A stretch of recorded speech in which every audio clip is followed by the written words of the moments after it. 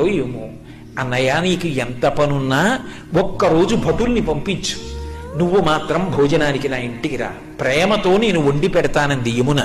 మన్నించి యమధర్మరాజు కార్తీక మాసంలో శుక్లపక్షంలో విధియ తిథి నాడు యమున ఇంటికి భోజనానికి వెళ్ళాడు. ఏం చెయ్యాలి అన్నయ్య వస్తే?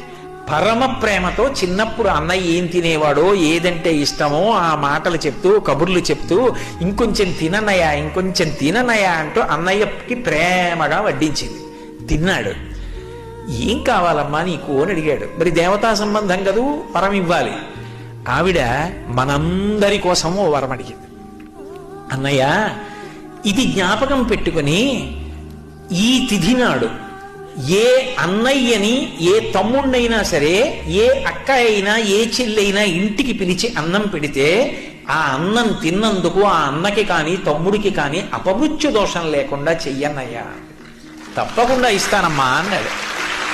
అంతేకాదమ్మా, నీలాంటి చెల్లెలు ఉన్నందుకు పొంగిపోతున్నాను, విశాల హృదయంతో అడిగావు, ఇలా పెట్టిన చెల్లికి మంగళసూత్రానికి ఇబ్బంది రాదమ్మా, సౌమాంగల్యంతో ఉంటుంది, పరమిస్తున్నాను అన్నాడు.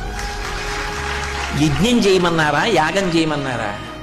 ఏడాదికొక్కసారి భగినీహస్త భోజనమని తోడ పుట్టిన దాని ఇంటికి వెళ్ళి అన్నం తినమన్నాడు. ఆ తిథి జ్ఞాపకం పెట్టుకుని ప్రేమగా వాళ్ళు పిలవాలి.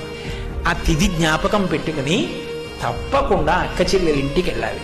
అది లేని నాడు మీరెంతమంది అండి అంటే నాకు అక్క ఉంది నాకు చెల్లుంది అని చెప్పుకుని మాత్రం ఉపయోగం ఏముంటుంది?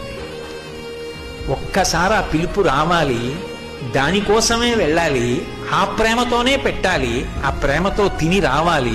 ఆ అనుబంధాలు మిగిలిన ప్రాణులకు లేవు.